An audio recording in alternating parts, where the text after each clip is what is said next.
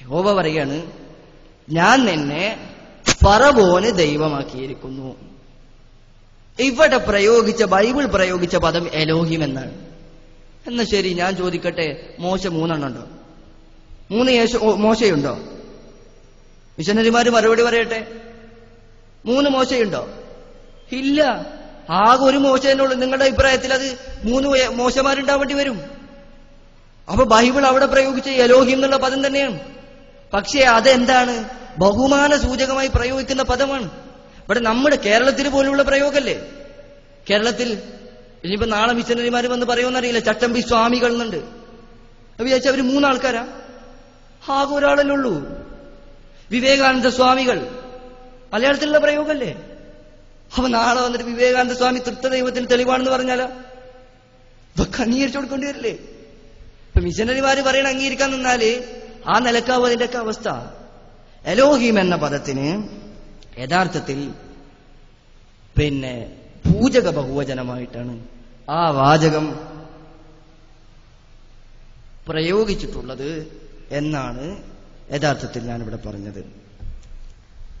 ഇനി ഇവിടെ മിഷനറിമാർക്ക് പറ്റുന്ന യഥാർത്ഥത്തിലുള്ള പ്രശ്നം എന്താണെന്ന് വെച്ചാൽ, പഴയ നിയമം അവതരിപ്പിക്കപ്പെട്ടിട്ടുള്ളത് യഹൂദന്മാർക്കാണ്. യഹൂദന്മാർ അർത്ഥം കൊടുത്താൽ മിഷനറിമാരത് അംഗീകരിക്കൂല.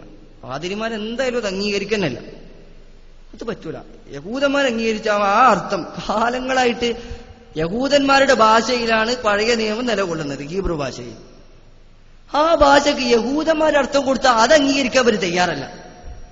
ആ അർത്ഥത്തെ അംഗീകരിക്കാൻ ഇവർ യാതൊരു നിലക്കും തയ്യാറല്ല. പക്ഷെ നമുക്കിപ്പോ അത് പറയാതിരിക്കാൻ പറ്റില്ലല്ലോ. ഇത് യഹൂദന്മാരുടെ തോറയാണ്, ഇതിന്റെ വ്യാഖ്യാനമാണ്. ഇതിൽ എലോഹിം എന്ന പദത്തെക്കുറിച്ച് അവര് തന്നെ പറയട്ടെ.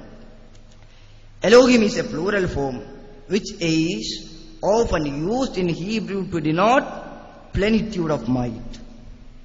ദൈവത്തിന്റെ മഹത്വം വെളിപ്പെടുത്താൻ വേണ്ടി പ്രയോഗിക്കുന്ന പദമാണ് എലോഹിം.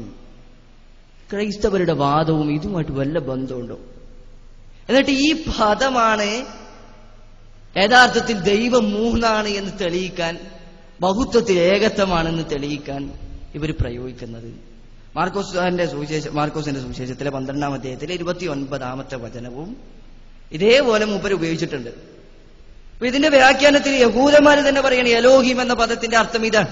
പൂജക ബഹുവചനമായിട്ടാണ് അത് പ്രയോഗിച്ചിട്ടുള്ളത്, റെസ്പെക്റ്റീവ് പ്ലൂറലാണ്. പക്ഷെ ആ പദത്തിന് മിഷനറിമാർ അർത്ഥം കൊടുത്തപ്പോ സ്വാഭാവികമായിട്ടും അത് തൃത്വദൈവത്തിനുള്ള തെളിവായി. തൃത്വദൈവത്തിന് തെളിവാണെങ്കിൽ തന്നെ ഞാൻ പറഞ്ഞല്ലോ, അതിന് മറുപടി പറയണം. നേരത്തെ ഞാൻ പറഞ്ഞു, പുറപ്പാട് പുസ്തകത്തിലെ 7-ാം അധ്യായത്തിലെ 1-ാമത്തെ വചനത്തിൽ മോശയെ ദൈവമാക്കുമ്പോഴും എലോഹിം എന്ന പദം തന്നെയാണ് പ്രയോഗിച്ചിട്ടുള്ളത്. എന്നാൽ ആ പദത്തിൽ മോശ 3 എന്ന വല്ല തെളിവുമുണ്ടെങ്കിൽ അതൊന്നിവിടെ വെളിവാക്കണം എന്നേ എനിക്ക് പറയാനുള്ളൂ. അതുകൊണ്ട് ഇനി രണ്ടാമതായി മൂപ്പര് പറഞ്ഞ പ്രധാനപ്പെട്ട ഒരു കാര്യം, എലോഹിം എന്ന പദം അത് സത്യദൈവത്തിന് മാത്രമേ പ്രയോഗിച്ചിട്ടുള്ളൂ എന്നാണ്. അതും തെറ്റാണ്. ശരിക്ക് പഠിച്ചോളൂ, എലോഹിം എന്ന പദം സത്യദൈവത്തിന് മാത്രം പ്രയോഗിച്ച പദമല്ല. അറബി കോളേജ് വിദ്യാർത്ഥികൾ തന്നെ നിങ്ങളെല്ലാം പഠിപ്പിക്കണം എന്ന് പറഞ്ഞാൽ ഞങ്ങൾ എന്ത് ചെയ്യാനാണ്? അതുകൊണ്ട് വിജാതീയ ദൈവമായ ബാൽ എന്ന ദൈവം, അതായത് യഹൂദന്മാർ അംഗീകരിക്കാത്ത ദൈവം, ബാൽ എന്ന ദൈവത്തെക്കുറിച്ച് അവൻ ഒരു ദേവനല്ലോ എന്ന് 1 രാജാക്കന്മാരിൽ 18-ാം അധ്യായത്തിൽ 27-ാമത്തെ വചനത്തിൽ പ്രയോഗിച്ചിട്ടുണ്ട്. അവിടെയും എലോഹിം എന്ന് തന്നെയാണ് പ്രയോഗിച്ചിട്ടുള്ളത്. അപ്പൊ അതിന്റെ അർത്ഥത്തിൽ ബാൽ എന്ന ദൈവത്തെ നിങ്ങൾ ദൈവമാക്കോ? ആക്കോ നിങ്ങൾ? അതിന് മറുപടി പറയണം കേട്ടോ, പറയുകയാണെങ്കിൽ. പിന്നെ അടുത്തത് 3-ാമത്തെ കളവാണ്. യഹദ് എന്ന പദത്തിന് ബഹുത്വത്തിൽ ഏകത്വത്തിനാണത് പ്രയോഗിക്കുക. എന്ന് വെച്ചാൽ ബഹുത്വത്തിൽ ഏകത്വം ഒരു പ്രയോഗമുണ്ട്, അതിന്റെ അർത്ഥം എന്താണെന്ന് അള്ളാഹ്ക്കറിയാം. ബഹുത്വത്തിൽ ഏകത്വത്തിനാണ് യഹദ് എന്ന പദം പ്രയോഗിക്കുക എന്ന് മൂപ്പര് പറഞ്ഞുപോയി. എന്നിട്ട് ഈ വിഷയത്തിൽ നമ്മുടേതായ വാക്കൊന്നും പറയണില്ല. ഇപ്പൊ മുസ്ലിങ്ങൾ എന്തായാലും പഴയ നിയമം പുതിയ നിയമം എന്തായാലും ആ നിലക്ക് അംഗീകരിക്കുന്നില്ലല്ലോ. അപ്പൊ അതുകൊണ്ട് തന്നെ ആ വിഷയത്തെക്കുറിച്ചും യഹദ് എന്ന പദത്തിനും എന്താണ് യഹൂദന്മാർ നൽകിയ അർത്ഥം എന്ന് ശരിക്ക് യഹൂദന്മാരുടെ പുസ്തകത്തിൽ തോറയിൽ നിന്നാണ് ഞാൻ വായിക്കണേ. ശരിക്കും മനസ്സിലാക്കിക്കോളൂ എന്താണ് അർത്ഥം. അറബി കോളേജ് വിദ്യാർത്ഥി തന്നെയാണ് പഠിപ്പിക്കുന്നത് കേട്ടോ. വൺ ഹീബ്രുവിൽ എച്ചാണ്. യഹദ് എന്ന പദം ഇവിടെ യഹദി എന്നല്ല അദ്ദേഹം പ്രയോഗിച്ചിട്ടുള്ളത്. പല സമയത്ത് വേറെന്തോ ഒരു ഉച്ചാരണം. യഹദി എന്നാണ് ആ പദത്തിന് പറയുക. ഹ എന്നാണ് ആ പദത്തിന്റെ ശരിക്കുള്ള ഉച്ചാരണം. ഇപ്പൊ ഞാൻ പറഞ്ഞാൽ ഇതൊക്കെ പഠിപ്പിക്കേണ്ടി വരും. ഇപ്പൊ യഹദി എന്നാണ് ശരിക്കും പ്രയോഗിച്ച് ഉച്ചാരണ ശുദ്ധിയോടുകൂടി പ്രയോഗിക്കണം. എന്നിട്ട് ആ പദത്തെ യഹൂദന്മാർ ആ പദത്തിന്റെ വ്യാഖ്യാനം എഴുതുകയാണ്. Therefore, to him alone it is right to pray and not to any being besides him. അതുകൊണ്ട് അവന് മാത്രമാണ് ആരാധനകൾ അർപ്പിക്കേണ്ടത്, പ്രാർത്ഥനകൾ അർപ്പിക്കേണ്ടത്. മാത്രമോ, the belief that God is made up of several personalities. ശരിക്കും മിഷനറിമാർ ശ്രദ്ധിച്ചോ ഈ പദം? such as Christian belief in the Trinity is a departure from the pure conception of the unity of the God.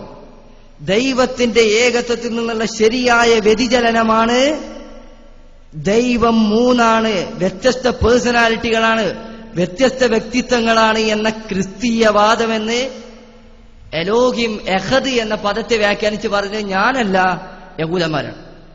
സംശയമുള്ളവർക്ക് നോക്കാ പരിശോധിക്കാം. ശരിക്കും വായിച്ച് പഠിച്ചോളൂ എന്നാണ് പറയാനുള്ളത്. ഇസ്രായേൽ ഹാസ് ത്രൂ ഔട്ട് എന്ന് പറഞ്ഞിട്ട് ഇസ്രായേൽ പിന്നീട് ആ ആദർശത്തിന് വേണ്ടിയിട്ടാണ് നിലകൊള്ളുന്നത് എന്നും ഇസ്രായേൽ അതിനുവേണ്ടി എന്ത് സങ്കടങ്ങളും എന്ത് വിഷമങ്ങളും മരിക്കാൻ വരെ തയ്യാറാണ് ആ ആദർശം നിലനിർത്താൻ എന്നാണ് ഈ തോറയിൽ യഹൂദന്മാരെ എഴുതി വെച്ചിട്ടുള്ളത്. അതുകൊണ്ട് തന്നെ ആ പദത്തിന്മേലൊക്കെ പിടിച്ചിട്ട് പറഞ്ഞാൽ മുസ്ലിങ്ങൾ ആകെ പേടിക്കുമെന്നോ മുസ്ലിങ്ങൾക്ക് ഇതിനൊന്നും മറുപടി ഇല്ലാന്നോ വിചാരിക്കണ്ട. ഇവിടെ ഇങ്ങനെ പറഞ്ഞു പോകുമ്പോൾ ആരും മറുപടി പറയില്ല എന്നുള്ള നിലക്കാണ്. യഥാർത്ഥത്തിൽ ഇതിനൊക്കെ മറുപടി പറയാൻ മദ്രസ കുട്ടികൾ മതി. പക്ഷേ മറുപടി പറയാൻ കടകല്ലേ, നിങ്ങൾ കണ്ടില്ലേ? വേറെ ആരെങ്കിലും പണ്ഡിതന്മാരെ വിളിച്ചുകൊണ്ടിട്ട് ആവശ്യം വന്നോ? ഇവരുടെ വാദങ്ങൾക്ക് മറുപടി പറയാൻ നമ്മൾ തന്നെ മതി. അത് ഒരു അഹങ്കാരം കൊണ്ട് പറയല്ല, ശരിക്കും മനസ്സിലാക്കിക്കോളെ. പിന്നെ ഇനി ബൈബിളൊക്കെ കളിച്ച് വിശുദ്ധ ഖുർആനിലേക്ക് കയറുന്നത്, ഖുർആനിന്റെ വിഷയത്തിലെത്തുകൊണ്ട് ആവേശം കാണണം. അങ്ങോട്ട് അടിക്കാനുള്ള ഒരു ആവേശത്തില് വിശുദ്ധ ഖുർആൻ അങ്ങോട്ട് കൈ കിട്ടുമ്പോ പിന്നെ ആകെ മൂപ്പരങ്ങോട്ട് രസമാക്കണം.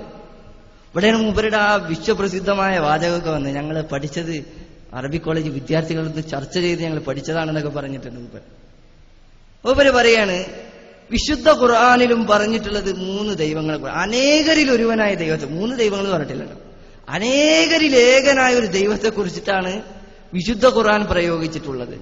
ആര് പഠിപ്പിച്ചു നിങ്ങളിത്? താര പഠിപ്പിച്ച്? ഖുർആൻ 1400 വർഷങ്ങളായി മുസ്ലിങ്ങൾ വായിക്കാൻ തുടങ്ങിയിട്ട്, കാലങ്ങളായി മുസ്ലിങ്ങൾ അതിന് വ്യാഖ്യാനം എഴുതാൻ തുടങ്ങിയിട്ട്, കാലം അത്രയും ഒരു മുസ്ലിമിനും അതിൽ ഇതിന് 3 ദൈവങ്ങളാണ് അർത്ഥമുള്ളതെന്ന് ഇതുവരെ കിട്ടിയിട്ടില്ല. ക്രൈസ്തവ മിഷനറിമാർ എവിടെ വന്ന് പ്രസംഗിക്കണവരെ. എന്തായാലും വല്ലാത്ത നന്ദിയുണ്ട് ആ വിഷയത്തിലൊക്കെ. പുതിയ പുതിയ ഗവേഷണങ്ങളൊക്കെ ഇങ്ങനെ പുറത്തു വരട്ടെ, നമുക്കൊന്നും അറിയാലോ. ഇവിടെ മൂപ്പര് പറഞ്ഞത് അഹദ് എന്ന പദമാണ് ഖുർആനിൽ ഏകത്വത്തിന് പ്രയോഗിക്കുന്നത് എന്നാണ് അക്ബർ സാഹിബൊക്കെ പറഞ്ഞിട്ടുള്ളത്. അപ്പൊ ഞങ്ങൾ അതിനെക്കുറിച്ച് പരിശോധിച്ചു. ഇബ്നു കസീർ നോക്കിയപ്പോ അക്ബർ പറഞ്ഞു തന്നെ അതിനുള്ളിൽ. അപ്പൊ മൂപ്പർക്ക് വേണ്ട കിട്ടിയിട്ടില്ല. അപ്പൊ മൂപ്പർ എന്ത് ചെയ്ത്, ഇതിന് ഇബ്നു കസീർ പറഞ്ഞ ഒന്നെന്നെ, അക്ബർ പറഞ്ഞ ഒന്നെന്നെ, എന്നാ ഇനി ഒരു കാര്യം ചെയ്യുക, അറബി കോളേജ് വിദ്യാർത്ഥികളിൽ തന്നെ ചേരണം. ആരാണ് അറബി കോളേജ് വിദ്യാർത്ഥികൾ എന്നൊന്ന് പറഞ്ഞു തന്ന വലിയ ഉപകാരമായിരുന്നു. ഇബ്നു കസീറിനെക്കാളും ഒക്കെ അറിവ് കിട്ടുന്ന അറബി കോളേജ് ഒന്ന് കിട്ടുകയാണെങ്കിൽ നമ്മളും അറബി പഠിക്കാൻ ആഗ്രഹിക്കുന്ന ആൾക്കാരാണല്ലോ, നമുക്കൊന്ന് പോയി പഠിക്കായിരുന്നു. അതുകൊണ്ട് ആ അറബി കോളേജ് വിദ്യാർത്ഥികളോട് ചർച്ച ചെയ്തപ്പോൾ അവര് പറഞ്ഞത്രേ, യഥാർത്ഥത്തിൽ അഹദ് എന്ന പദം അനേകരിൽ ഏകൻ പ്രയോഗിക്കാനുള്ള പദമാണ്. ആരാ അങ്ങനെ പറഞ്ഞു? എന്നിട്ട് മൂപ്പര് വിശുദ്ധ ഖുർആനിൽ 2 ഉദാഹരണങ്ങൾ പറഞ്ഞിട്ടുണ്ട്. ഖുർആനിൽ നിന്ന് 2 ഉദാഹരണങ്ങൾ, അനേകരിൽ ഏകൻ എന്നാണ് അർത്ഥം കിട്ടാൻ. ഒന്ന് 2-ാം അധ്യായത്തിലെ 96-ാമത്തെ വചനമാണ്. 2-ാം അധ്യായത്തിലെ 96-ാമത്തെ വചനം. ആ ആയത്തിൽ എന്താ പറഞ്ഞത്? وَلَتَجِدَنَّ أَحْرَصَ النَّاسِ عَلَى حَيَاةٍ وَمِنَ الَّذِينَ أَشْرَكُوا يَوَدُّ أَحَدُهُمْ, ശരിക്കും ശ്രദ്ധിച്ചോളൂ, يَوَدُّ أَحَدُهُمْ لَوْ يُعَمَّرُ أَلْفَ سَنَةٍ. അതിന്റെ യഥാർത്ഥത്തിലുള്ള അർത്ഥം, ബഹുദൈവാരാധകർ അവരിൽ ഓരോരുത്തരും അവർക്ക് 1000 വർഷത്തെ ആയുസ് കിട്ടിയാൽ